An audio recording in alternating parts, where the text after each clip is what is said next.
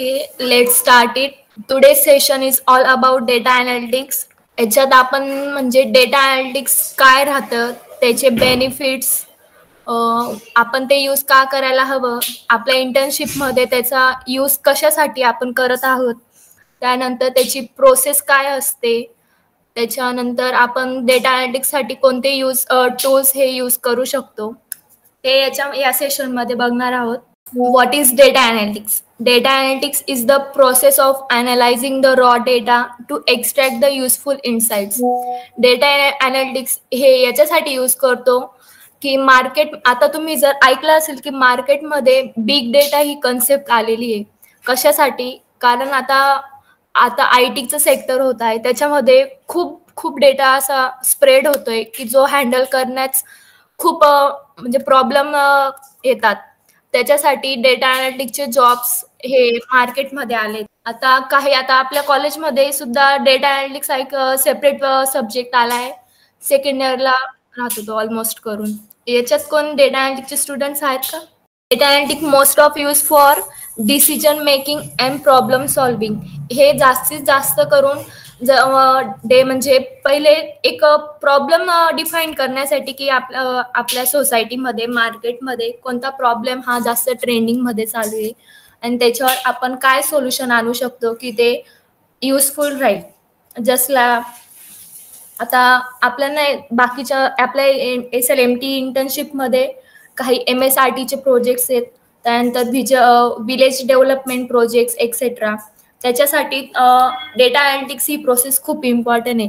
जर आता example MSRTचा project घेतला असेल, त्याच्यामध्ये बसेसचा काय प्रॉब्लेम, स्टुडंट्सला काय प्रॉब्लेम येतो की बसेस टाईमवर येतात की नाही, त्यांचा टायमिंगचा वगैरे. एका जणाने सजेस्ट केलं की आपण पासेसचं काही करू शकतो ऑनलाईन मॉडेल म्हणून. मग त्याच्यात अगोदर तुम्हाला की डिसिजन प्रॉब्लेम्स काय आहेत की पासेसचा प्रॉब्लेम येतो, बस टायमिंगवर नसतात, काही वेळेस बसेस मिसमॅच होतात. मग त्याचा पहिले आपण प्रॉब्लेम बघू की काय प्रॉब्लेम, त्याच्यानंतर तुम्ही त्याच्यावर काय सोल्युशन आणू शकतात. त्याच्यासाठी आपण data analytics most of use करतो. Second is data analytics process.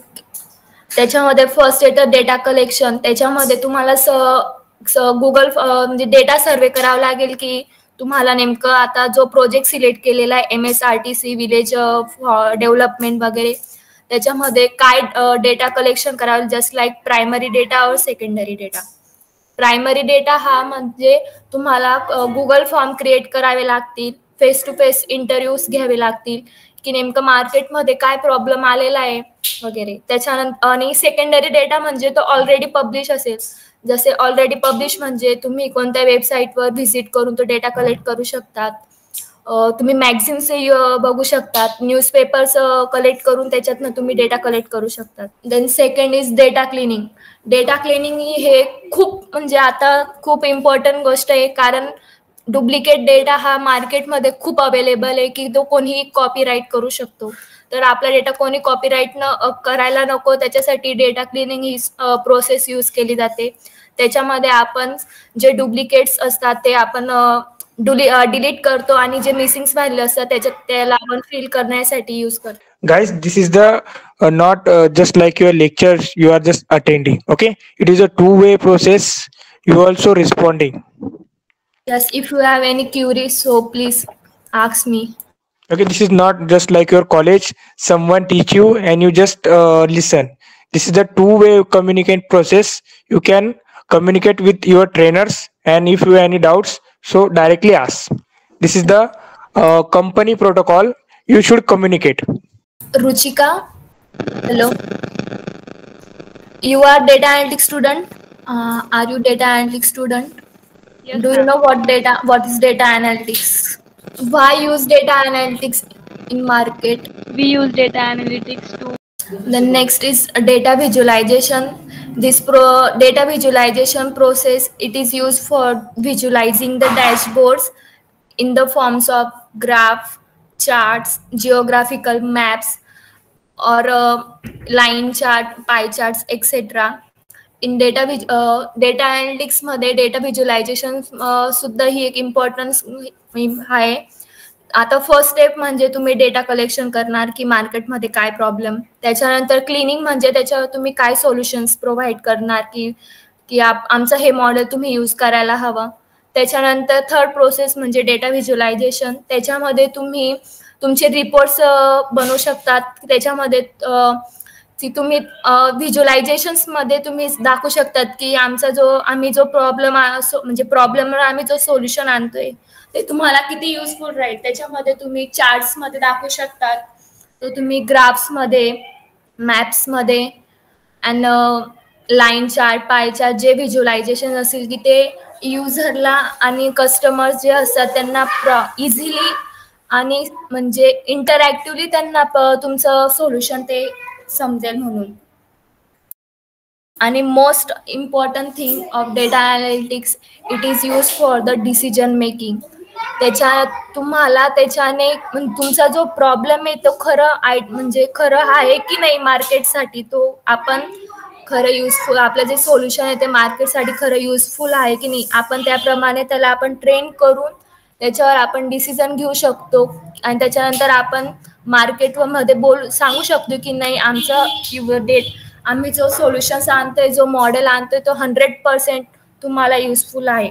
Then next is data अनालिटिक्ससाठी आपण कोणते कोणते टूल्स यूज करू शकतो. मार्केटमध्ये खूप टूल्स अवेलेबल्स आहेत. जर बेसिक टूल्स बघायला गेलो तर ॲडव्हान्स एक्सेल हे आपण क्युरी बेसवरून ते रिपोर्ट तयार करू शकतो. जसं की मला स्टुडंटचा डेटा हवा जो 50च्या अबोव असेल, त्या क्युरीप्रमाणे आपण रिपोर्ट्स करू शकतो. त्याच्यामध्ये आपण कंडिशन फॉर्मॅटिंग यूज करून बेसिकली रिपोर्ट्स करतो. Then second is SQL.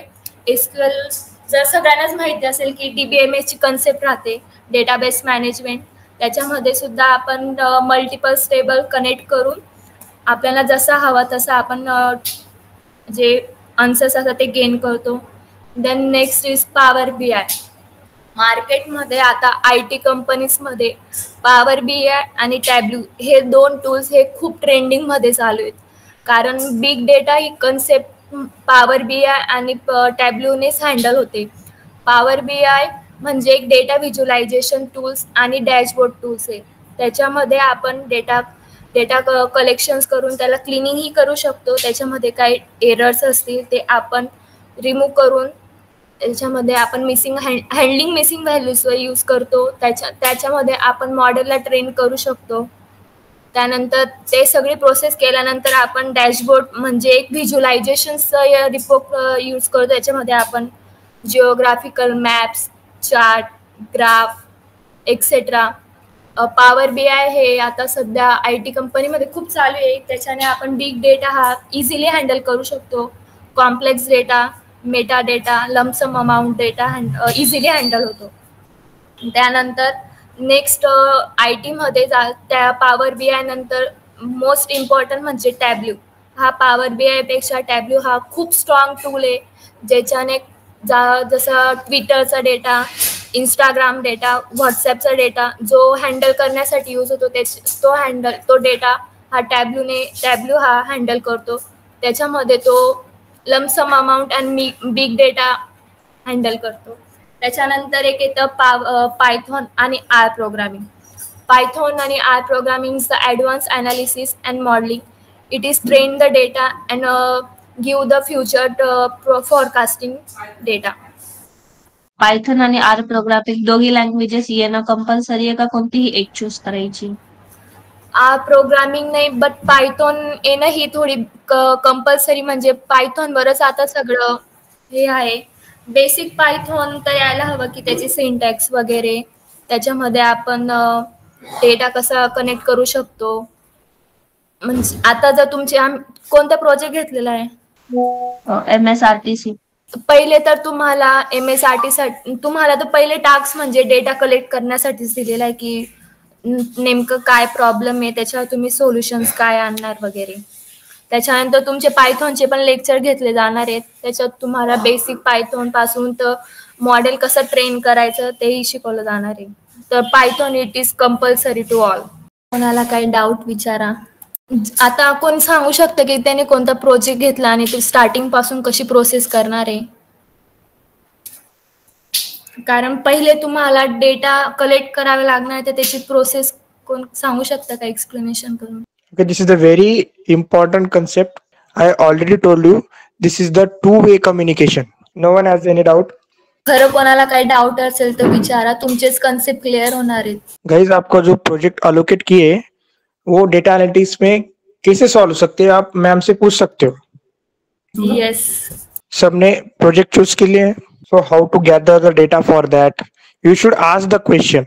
Vaishala ma'am, you are just say how to gathering the data for student. Okay sir.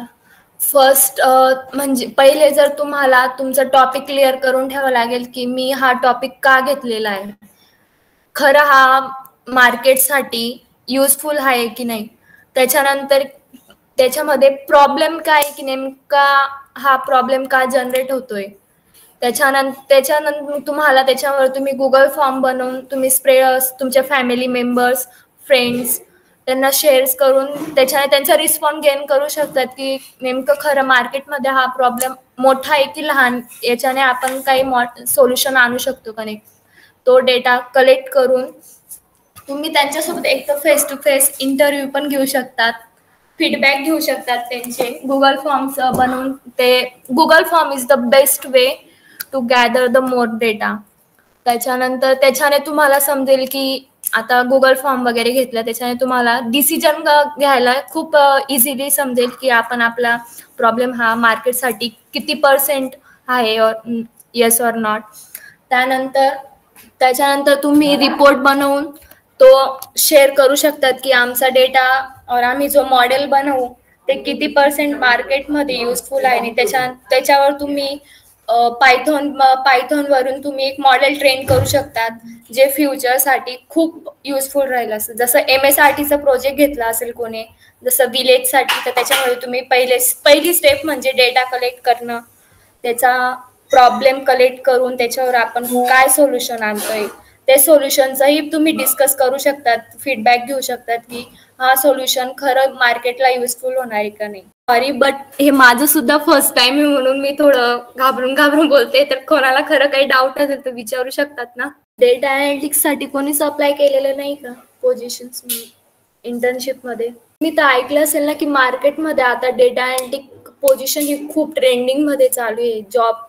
जॉबमध्ये डेटा अनालिटिक्स पोझिशन्स आता खूप अवेलेबल झालेल्या आहेत.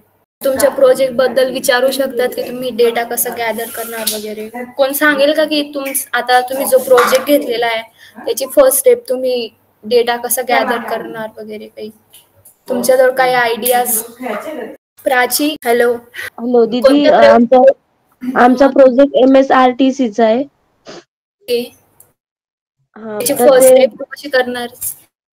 त्याची फर्स्ट स्टेप अशी म्हणजे बसेस टाइम टू टाइम त्यांचं शेड्यूल नसतं, ज्याच्याने टाइम वेस्ट होतो, त्याचं शेड्युलिंग करण्यासाठी टेक्नॉलॉजीचा यूज करणार आहे. तर मग तू तो डेटा कसा गॅदर करणार की हा प्रॉब्लेम खरं मार्केटमध्ये आहे की नाही? By using Google form. Google form काय डाऊट डेटा अनालिटिक्स म्हणजे काय वगैरे त्याचा यूज. बेसिक सेशन फक्त तुमचं डेटा अनालिटिक्सची कन्सेप्ट क्लिअर करण्यासाठी होतं.